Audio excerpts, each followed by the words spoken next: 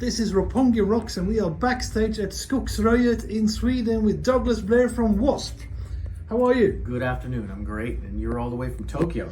Indeed. I didn't know there was a connection between the Roppongi Rocks and Sweden, but there is, so great to meet you. Great to see you. You are back here for, I think this is the fourth time you're playing this festival in the middle of nowhere in Sweden? It's, I had to go back and count up, but yeah, it's the fourth time. We've had some really great shows here because it's not Stockholm, but it's kind of the heart of Sweden. You got Sweden Rock Festival, which is the big super giant one, but this is kind of the best small one because it's got a real soul to it. People come and camp, always great Swedish bands and international bands, so really happy to be back in usual weather. It's usually cold, usually rainy, but better than sweating our you-know-what's off down in southern Europe. Yeah, indeed. And now you're on a tour where you're playing the entire debut album of W.A.S.P. from 1984. Absolutely. And how is that for you? Is that, how's it going? I love it. I love it. I grew up on Dokken and Rat, Van Halen, and the first record songs to me are so concise. They're so straightforward and powerful and simple in a lot of ways that it's really home for me. It's like my favorite Kiss and Dokken, straight ahead, great leads, and especially Randy's leads. Now that I've been playing them more carefully, and we've played the whole record from top to bottom, and I did get to see him. He came to our show in Seattle and sat right in front of me with his wife. No pressure. First row. That was great. First row. I just like, dude, this is for you. Played every lead, and I'm like, I know he played most of the leads, and I think our styles are actually quite similar. I didn't get to talk to him, but I bet we grew up on the same players, and I think he's a couple years older than I, but it's really comfortable and familiar to play the leads on the first record, which is great.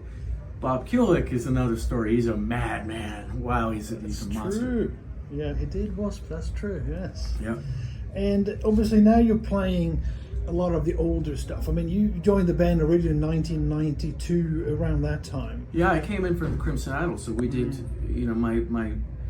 My baptism, if you would say, was the Crimson Idol record, which was right up my alley because I love Zeppelin and Rush, and it's half acoustic, so I had my double neck, play the acoustic parts on the double neck, on the upper neck, and that, speaking of Bob Kulick, that shit is challenging, so that was really fun to dig into that, and playing that for years and years and years, that's kind of the level that I'm used to, so it's wonderful to go back to more of a bluesy thing with what Randy, I know Chris played some, but I think Randy was the bulk of what I'm feeling that he, the leads that he played. Right. So yeah, it's the first record in its entirety, and then stuff from the second, third, and fourth, and it's nice. It's nice. There's a lot of singing. The main difference for me and Mike Duda, the bass player, is we have to sing maybe 50% more than we had before. So it's actually very challenging because a lot of the singing on the first record, if you ever noticed, if you checked it out, is nowhere to breathe. All the lines are long, they're high, and they're steady. You have a split second to breathe before the next line. So before the lead in Sleeping in the Fire, I'm about to collapse.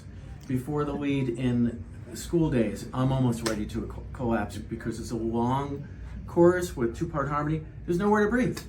So I get there to the lead, I'm like, so that's been a big difference. Most of the other stuff, there's plenty of time before the lead, so I have plenty. I have my body's full of oxygen. But this has been a challenge. A good friend of mine is a vocal teacher, so he's taught me where to take micro breaths and to try to get through and to sing this stuff really strong. So me and Mike are like the Beatles. We're like Lennon and McCartney now. Yeah. And it's really fun harmonizing.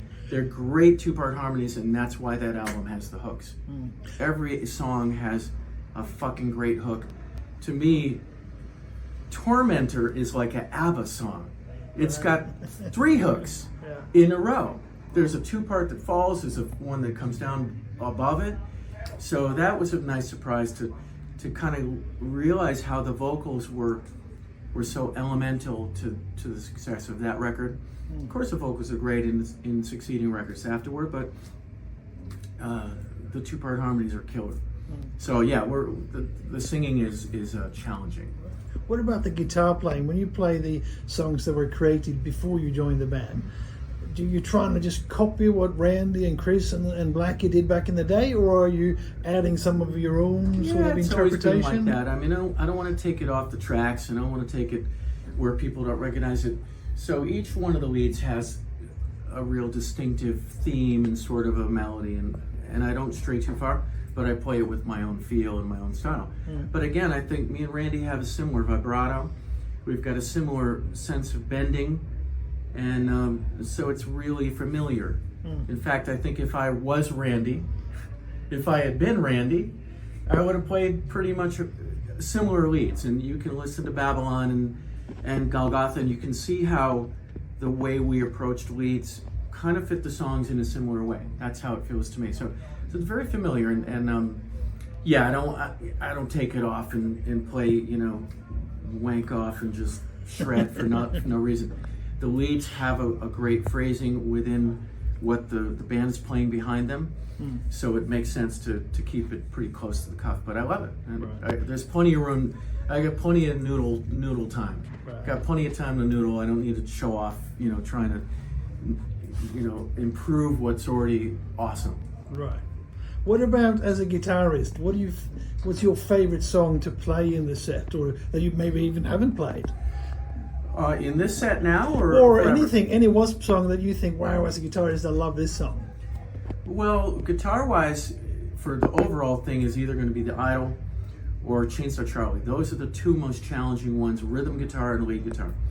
As far as this set tonight, what we've been doing, I would say, School Days and Sleeping in the Fire. Those are the two that I love and I want to nail and want to have the most emotion in them and play them as clean and powerfully as I can. So I would say those two.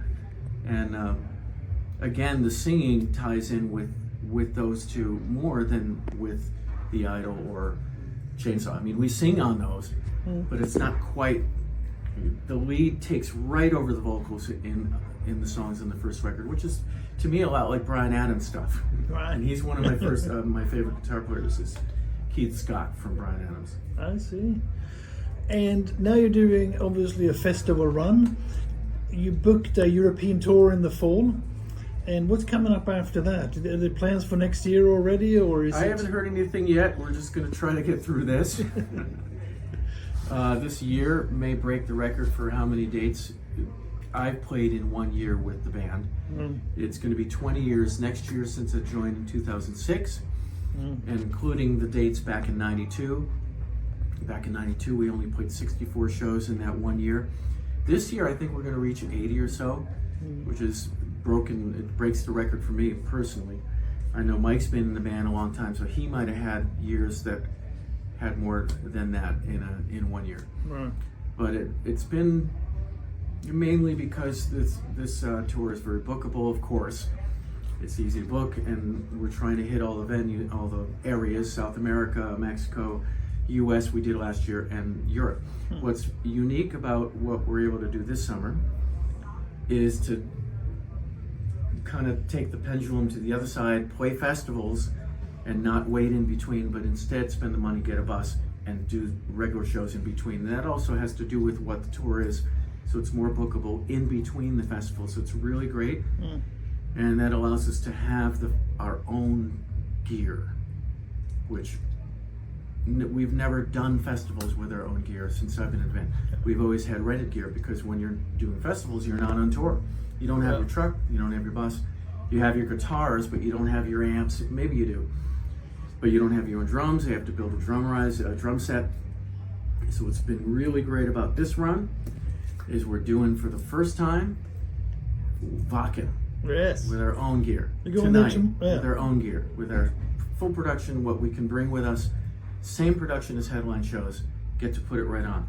And that's like waking up in your own home. Yeah. And playing a show, as opposed to waking up in some far away hotel room and playing a show. So that makes a big difference. We've got our stage sets and a great road crew, a strong set, and really looking forward to tonight and tomorrow at Rocket. Yeah, I'm sure you do. And what about any new music? Is there any talk of creating new songs or an album or something like that? Blackie's touched on that in his interviews, and a few years ago, at the close of the pandemic, we had time to get together and work on quite a lot of stuff, but now this has taken off, so there hasn't been as much time to kind of get back to it. But if we finish this whole run, there may be time to revisit and see what we got and where to take it from there. But the stuff we had was sounding really cool. Yeah, well, let's hope we can hear it someday. And obviously you've done a lot of other projects. You've been building your own guitars, you've been playing in various settings and projects and clinics. Do you have time for that, or this year is purely W.A.S.P for you? And this year's been pretty blown out, yeah, and it's not a bad thing. It's a weird thing to look at 2025 and going, I don't have time for many clinics. I haven't touched my guitars on the workbench. Some of the signal to noise stuff has been able to be mixed and moved along, but it's not something you can complain about. So it's been great to be this busy and get to this level, because we have never really reached this level when we haven't played as much. So every time we've done a stint, then a break, then a stint, it's like it's easier and easier. So it's really a strong and an important building process for the band, I think, that we're really getting stronger. Blackie's getting stronger. We're getting to a point where we can really decide what to do with the next few years, I think. And with some time, if I can, carve out some time, I've got 5 guitars that need to get finished, 3 double necks and a couple H-string basses. I've got, tons of music with signal to noise to remix and sing on and try to release. So it's a matter of looking at the clock and going, fuck, I'm not getting any younger. So you gotta, it makes it more critical to squeeze in and be more productive in these shorter periods of time. So that's what I'm gonna have to do. I think we all do, because we're gonna, probably be working continuously in the near future. Indeed. Well, thank you very much for speaking to Roppongi Rocks. You're very welcome, and thanks for the support out there. I always thought it was only Japanese, but here you are in Sweden. Indeed. And I hope we can get back to Japan soon. We hope to see you there. I think Japan is ready for you and W.A.S.P. Okay, tusen tack.